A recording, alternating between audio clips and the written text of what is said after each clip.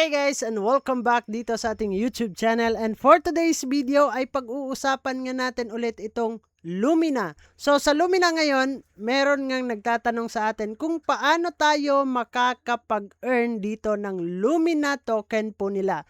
So as of now guys, meron akong 2.85 Lumina token. So kung paano tayo dito nakakapagbenta, no? So bintahan yung kailangan natin dito ng mga lumens or yung ating mga character po dito. So yung lumens guys, yun po yung mga binibenta po natin dito. Ito po yung mga pwede nating ibenta. So depende po yan sa inyo kung magkanong token yung ipaprice po ninyo. So need natin dito guys yung ating sigil. So every sigil po dito sa bag po natin, and then dito tayo sa K items. So meron po tayong 4 na sigil. So pwede daw tayo dito makapagbenta ng 8 slot.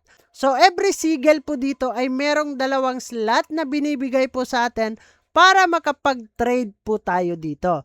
So, dapat guys, meron tayong mga items. So, pwede tayong mag-sell, and dyan, pwede tayong maghanap ulit kung ano yung isi-sell po natin. So, like kagaya nito guys, ibebenta ko to in 1 Lumina token. So, ayan, pwede nating ibenta, list for sale. So, napakataas na po yung kanilang token as of now. Nasa 30 plus na guys, no? Just in 1 day guys, kung batak lang kayo dito maglaro, igagrind nyo talaga siya, is aabot kayo into higher level.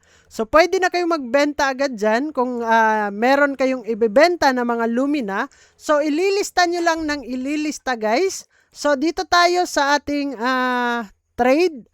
And dito tayo sa sell and activity guys. Dito pala tayo sa activity. And dito natin makikita lahat ng mga nabibenta po. So may mga bumibili po dito. Ayan o, binibili po nila. Meron ngang 10 Lumina. Uy, meron pang 2 Lumina. Ito, 6, level 6 lang. 2 Lumina yung nabenta po dito. So pwede ako magbenta nito. Dito natin makikita kung ano yung mga pwede nilang bibilhin. So, dito tayo sa my trade. So, sa ngayon guys, meron akong 3 na nabenta na po dito sa halagang 1 Lumina lang. So, meron akong 2.85 kasi meron po yung fee po dito pag once meron tayong nabenta.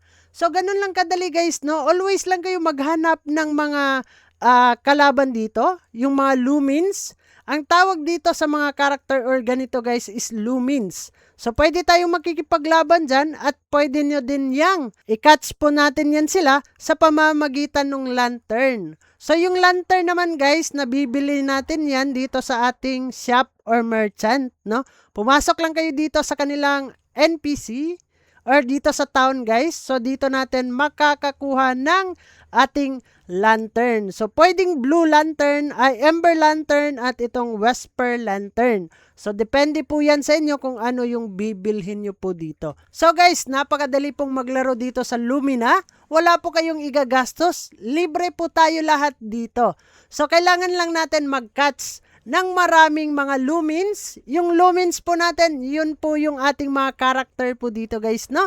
So, yun po yung ating pinale-level up para mabenta natin dito sa kanilang marketplace. As of now guys, yun yung nakikita kong pinakamadali na pwede nating kitain dito sa Lumina. So yun lang naman yung ating pag-uusapan for today's video kung paano tayo makakapag-earn dito sa Lumina guys. So bago natin tatapusin ang video na to, kung bago ka lang dito sa ating YouTube channel, ay huwag kalimutang mag-click subscribe and click the notification bell para ma-update at ma-aware ka sa mga panibago nating i-upload na video.